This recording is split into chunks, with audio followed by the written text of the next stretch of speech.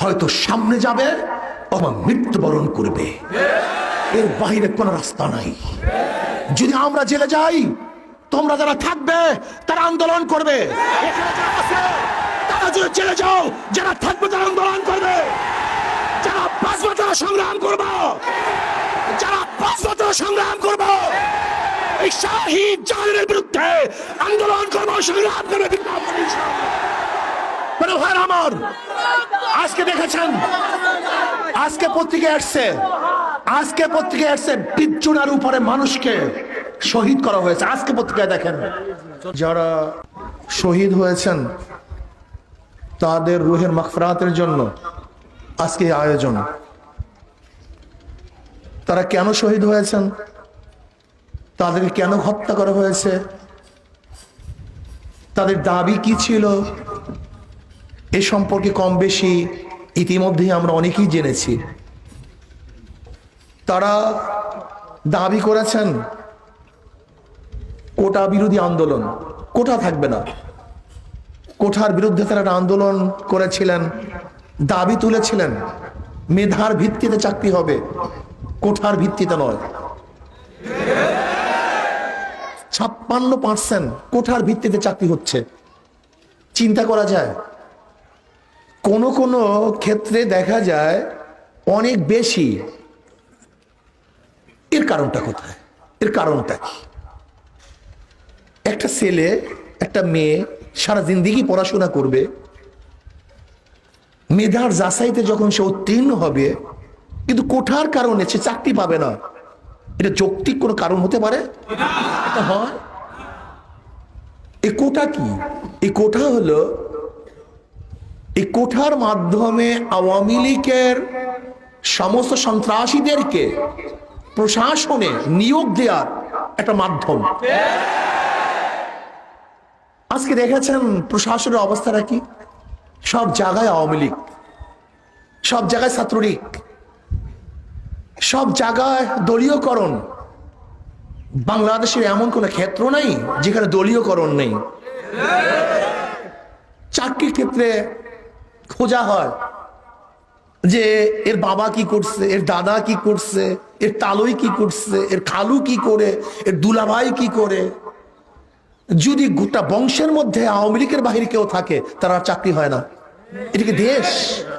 এ দেশ হতে পারে?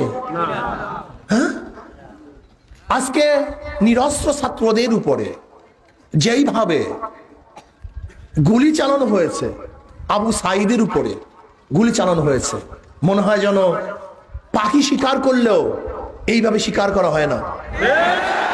আবু সাঈদের কাছে কোনো অস্ত্র ছিল না, আগ্নেয় অস্ত্র ছিল না, তলোয়ার ছিল না, কিচ্ছুই ছিল না। সে লাঠি নিয়ে দাঁড়িয়ে বুক পেতে বলেছে, আমার বুকে গুলি দাও। অমনি তার বুকে গুলি দেওয়া হয়েছে। এই গুলি আবু সাঈদের বুকে দেওয়া হয় নাই, বাংলাদেশের প্রত্যেকটা নাগরিকের কলিজার মধ্যে গুলি দেওয়া হয়েছে। বাংলাদেশের প্রত্যেকটা নিরাপদ নাগরিকের বুকের উপরে গুলি চালানো হয়েছে। এই গুলির টাকা কার ছিল? ওই আবু সাঈদের টাকা ছিল।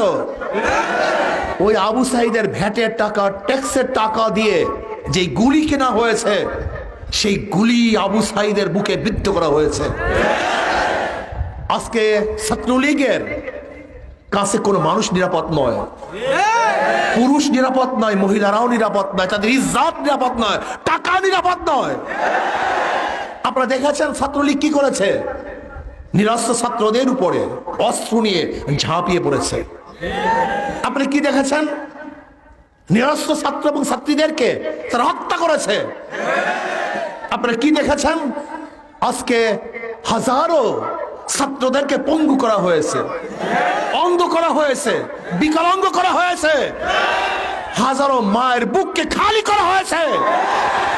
আজকে যে অস্ত্র দিয়েছিলাম আমাদের বাংলাদেশের নাগরিককে হেফাজত করার জন্য, আর সেই প্রশাসন ভারতের ওদেরকে কিছু বলতে পারে না, ওদের উপরে গুলি চালাতে পারে না। প্রশাসন শুধু আমাদের জনগণের উপরে, বাংলাদেশের জনগণের উপরে, নিরীহ জনগণের উপরে তারা গুলি চালায়। আজকে শেখ হাসিনা খুনি হয়ে গেছে, রাক্ষস হয়ে গেছে, জালেম হয়ে গেছে। সে মসনদে বসে মানুষকে মানুষে মনে করে না, মনে হয় যেন মানুষ নয়, সবাই জানোয়ার। এবার প্রমাণ করতে হবে আমরা মানুষ কি মানুষ নয়, বাংলাদেশের জনগণ কি জনগণ কি জনগণ নয়। শেখ হাসিনা চেয়ারে বসে যা বলবে তাই আমাদেরকে শুনতে হবে না, আমরা শুনবো না। আমরা ব্রিটিশের বিরুদ্ধে আন্দোলন করেছিলাম, আমরা ভাষার পক্ষে আন্দোলন করেছিলাম, ব্রিটিশদেরকে দেশ থেকে তাড়াতে বাধ্য করেছিলাম, আমরা পাকিস্তানি খুনিদেরকে দেশ থেকে বাধ্য করেছিলাম ভারতে। আমরা খুনি শেখ হাসিনাকেও ওই মাসনাদ থেকে নামাতে বাধ্য করবে ইনশাআল্লাহ।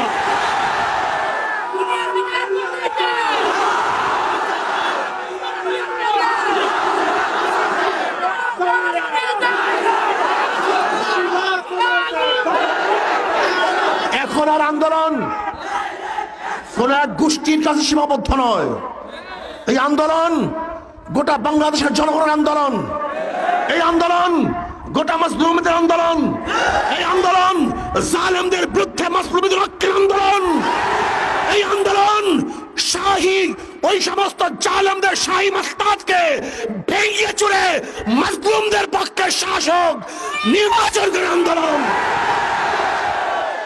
যতক্ষণ পর্যন্ত এই জালেম সরকার, এই খুনি সরকার, ফ্যাসিস্ট সরকারকে আমরা উৎখাত করতে না পারবো ততক্ষণ পর্যন্ত রাজপথ ছাড়বো না ইনশাআল্লাহ। ভাইরা আমার, আমরা এমন পর্যায়ে পৌঁছে গেছি, এমন জায়গায় চলে গেছি, ব্যাক করার কোনো সুযোগ নেই, পিছনে যাওয়ার কোনো সুযোগ নেই। তুমি কি জানো যদি আন্দোলন বন্ধ করে দাও, হাজার হাজার মানুষ জেলে ধুকিতে মরতে হবে, হাজার হাজার মানুষ গুম হবে, হাজার হাজার মানুষ খুন হবে, ব্যাক করার কোনো সুযোগ নাই। যেরকম তারেক বিন জিয়াদ রহমতুল্লাহ আলাইহি স্পেনে যাওয়ার পরে নৌকাগুলি চালিয়ে দিয়ে বলেছিলেন, হয়তো বিজয় অর্জন করো, শত্রু মোকাবেলা করো, অথবা কাপুরুষের মতো ওই নদীতে ঝাঁপ দিয়ে মরতে পারো, এছাড়া দ্বিতীয় কোনো পথ নেই। হয়তো শত্রুর মোকাবেলা যুদ্ধ করবে, অথবা কাপুরুষের মতো নদীতে ঝাঁপ দিয়ে আত্মহত্যা করবে।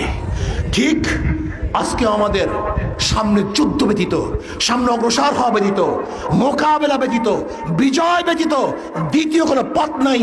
হয়তো বিজয় হবে, অথবা বঙ্গোপসাগরে ঝাঁপ দিয়ে মারা যাবে।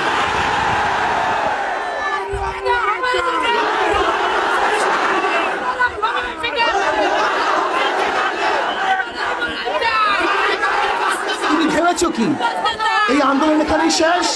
না, যদি কোনো অবস্থাতে চুপচাপ হয়ে যাও, রাস্তা ছেড়ে দাও, রাজপথে উঠে যাও, তাহলে সরকার কিন্তু উঠবে না, এবং মামলা শুরু হবে, হামলা শুরু হবে, নির্যাতন শুরু হবে, হাজার হাজার হাজার হাজার মানুষকে গুম করা হবে, খুন করা হবে, পঙ্গু করা হবে। সেই সময় আসতেছে ডু ডাই, ডু ডাই, হয়তো সামনে যাবে অথবা মৃত্যুবরণ করবে, এর বাইরে কোন রাস্তা নাই। যদি আমরা জেলে যাই, তোমরা যারা থাকবে তারা আন্দোলন করবে, তারা যদি জেলে যাও, যারা থাকবে তারা আন্দোলন করবে, যারা বাঁচবে তারা সংগ্রাম করবো, যারা বাঁচবে তারা সংগ্রাম করবো, এই শাহী জালেমের বিরুদ্ধে আন্দোলন করবো, সংগ্রাম করবে। আমার আজকে দেখেছেন, আজকে পত্রিকায় আসছে, আজকে পত্রিকায় আসছে 20 জনের উপরে মানুষকে শহীদ করা হয়েছে। আজকে পত্রিকায় দেখেন, পত্রিকায় দেখেছি।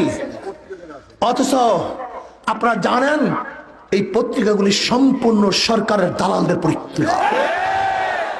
সরকারের দালালের পত্রিকার মধ্যে যে 20 জন মানুষের শহীদের ঘটনা চলে আসে, কত মানুষ মারা গেছে আমি জানি না।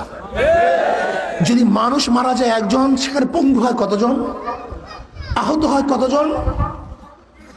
আজকে হাজারো মানুষ আহত হয়েছে, চিকিৎসা করতে পারে না, হসপিটালে গেছে চিকিৎসার জন্য, সেখানে ছাত্রলীগের ডাকাত এবং গুন্ডারা, খুনিরা সেখানে আক্রমণ করেছে, চিকিৎসা করতে পারেন, সেখানে অ্যারেস্ট হয়, তাদেরকে জেলবদ্ধ করা হয়ে অবস্থায় আজকে হাজারো মায়ের বুক খালি করা হয়েছে, হাজারো আমার বোনকে বিধবা করা হয়েছে, হাজারো বাচ্চাদেরকে এতিম করা হয়েছে, হাজারো মানুষ আজকে কবরের মধ্যে চলে গেছে। আবু সাঈদ আজকে দুনিয়ার মধ্যে নেই। নরসিংদীতে আমাদের ছাত্র আন্দোলনের ভাই শাহাদাত বরণ করেছে গতকালকে। এই শাহাদাতের রক্তের বদলা না নেওয়া পর্যন্ত শপথ করো কেউ রাস্তা ছাড়বো না। ইনশাআল্লাহ রাস্তা ছাড়বো না, মরবো, রাস্তায় মরবো, কুকুরের মতো শৃঙ্গারের মতো গর্তে মারা যাবো না। ইনশাআল্লাহ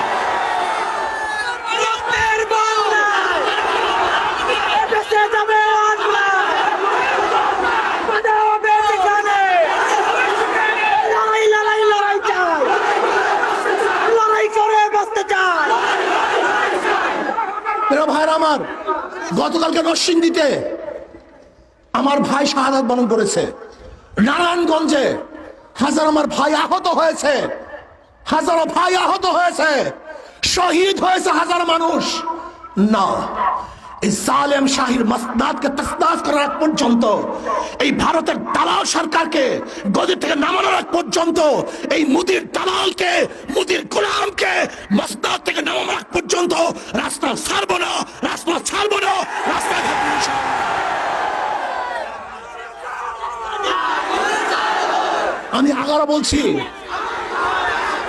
আবারও বলছি, যদি মরার জন্য ঐক্য হও, কেউ মরবে না। আর বাঁচার জন্য যদি বিচ্ছিন্ন থাকো, একজন বাঁচতে পারবে না। খুঁজে খুঁজে বের করবে, খুঁজে খুঁজে বের করবে। দুটাই, দ্বিতীয় কোনো পথ আমাদের নাই, দ্বিতীয় কোনো পথ আমাদের নেই। হয়তো আমরা বিজয় অর্জন করব, অথবা শাহাদাত বরণ করব। যারা আজকে মারা গেছে, আমরা তাদের জন্য দোয়া করব। আল্লাহ পাক তাদের জিন্দেগির সমস্ত গুনাহ খাতা মাফ করে দেন। আল্লাহুম্মা আমিন। রব্বানা যালামনা আনফুসানা ওয়া ইন লাম তাগফির লানা ওয়া তারহামনা লানাকুনান্না মিনাল খাসিরিন। রব্বানা আতিনা ফিদ দুনিয়া হাসানাতাও ওয়া ফিল আখিরাতি হাসানাতাও ওয়া কিনা আযাবান নার। আল্লাহ আমাদের গুনাহ খাতা মাফ করে দেন, গুনাহ থেকে বাঁচিয়ে থাকার তৌফিক দিয়ে দেন। আল্লাহ আপনার জমিন আপনার হুকুমত, ইসলাম হুকুমত কায়েম করে দেন। ইসলাম হুকুমতের জন্য সাহাবায়ে কেরামদের নমুনায় সহিহ জাদ্দোজাহাদ করার তৌফিক দিয়ে দেন। মাওলানা এই আন্দোলনকে আপনি কবুল করে নেন। আল্লাহ যারা শহীদ হয়েছে তাদের জিন্দগির সমস্ত গুনাহ খাতা মাফ করে দেন। আল্লাহ যারা শহীদ হয়েছে আপনার জিন্দগির সমস্ত গুনাহ খাতা মাফ করে দেন।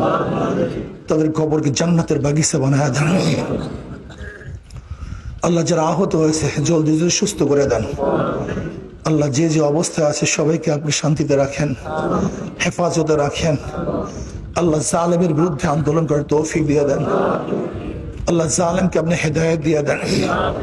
যদি ওদের কপালে হেদায়েত না থাকলে নমরুদ, ফেরাউন সব দাদাবাদি ধ্বংস করে দেন। ইসলাম মুসলমানদের হেফাজত করেন।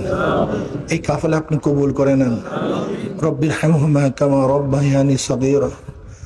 সাল্লাল্লাহু তাআলা আলা খায়রি খালকি মুহাম্মদ ওয়া আলিহি ওয়া আসহাবিহি ওয়া আজওয়াজিহি ওয়া আতবাইহি আজমাইন ওয়ারহামনা মাহুম বিরহমাতিকা ইয়া আরহামার রাহিম।